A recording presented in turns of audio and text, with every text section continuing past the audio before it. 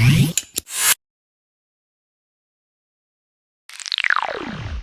guys, in this video we're going to do an unboxing and general overview of the Roland VT-3, just to see what we get within the box, what's included and what the device does. Opening the package, you have the VT-3 right there in the center, packed simple, and then on your right side you will find the contents of an AC adapter that you get. Just bear in mind you will not get any USB wiring. All of those you will have to find separately. All it does come with is just the AC adapter, so just bear that in mind. And underneath the VT-3 you'll get your user guide, your setup manual and warranty, and all of the good packaging paperwork stuff that you normally get with the hardware. The device, you could see packaging taken off. It's very light, very portable, and it's got a nice, Roland's going with all of that nice green design, so that's very nice. On your right side you'll have your reverb, your effects basically function. So you got your reverb, you got the amount of effects that you could add. On your left side you have your voice changer, where you could change the various format of your pitch and character of the voice. In front you have two phony inputs. You could do either a microphone or you could do headphones jack in front of the device. At the back you got mic input. It's phantom power built into the hardware itself.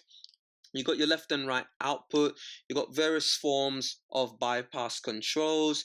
You got pedal input. You've got your mains input, power on and off, and your USB as well. Right there in the center, that is the character type, where you could select the various functions or settings of the character type you want.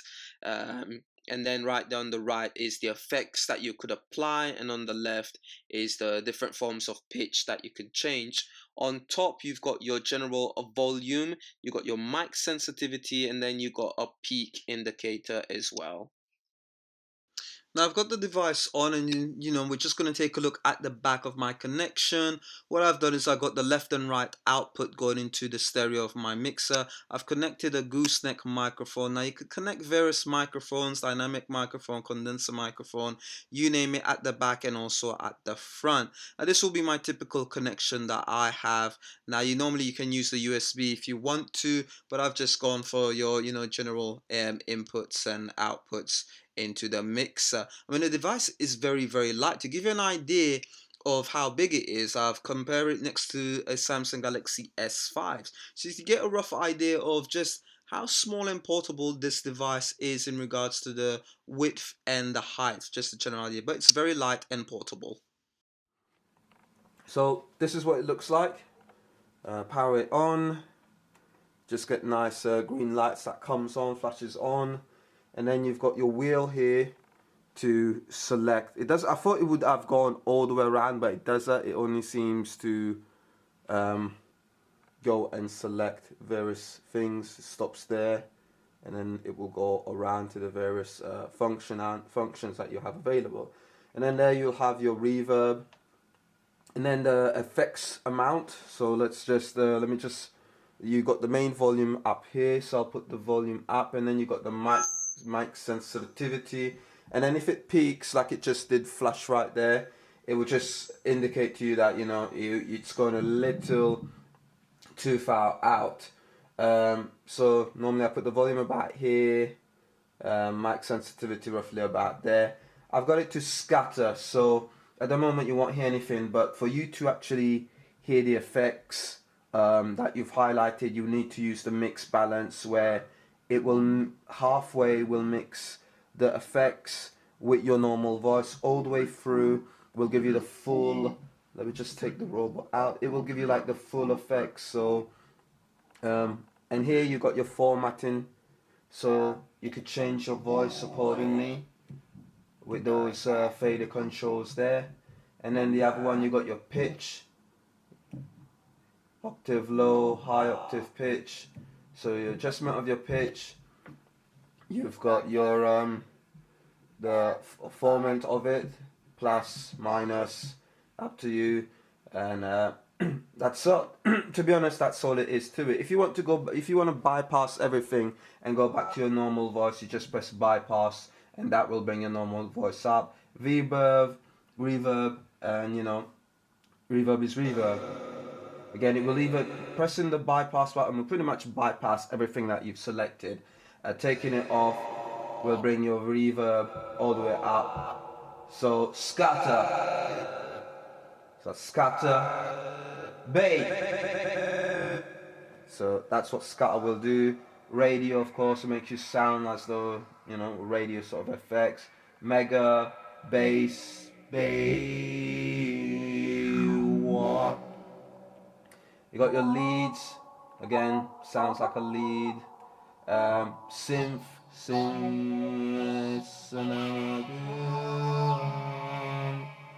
You got a vocoder, and then you have auto pitch 2, auto pitch 1, and then you got your voice directly.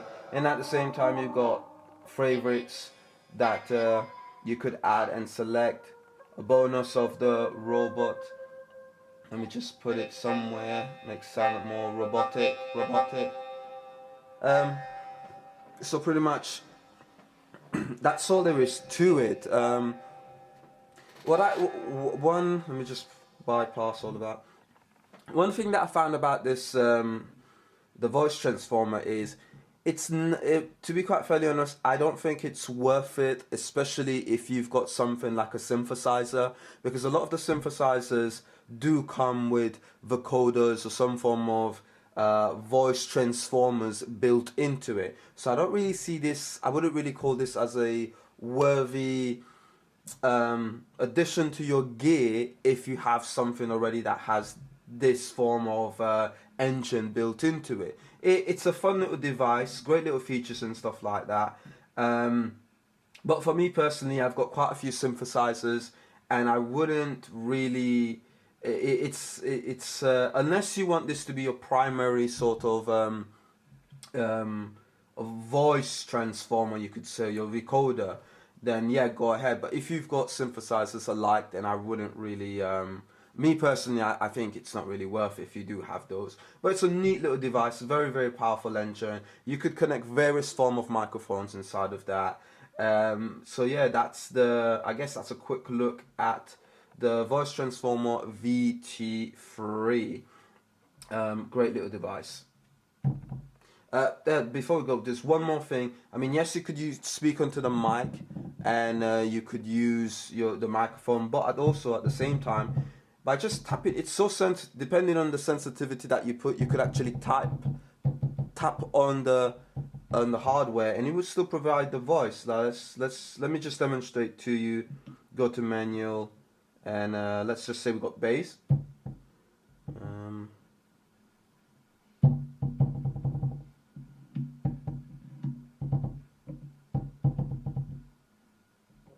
Bypass, okay. So just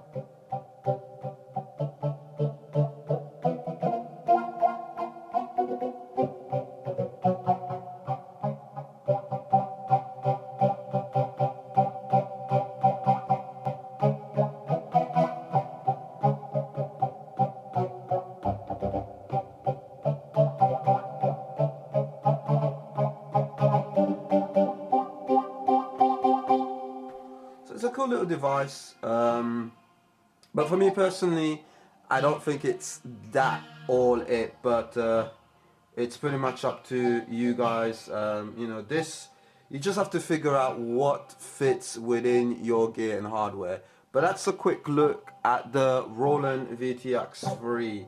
VTX 3.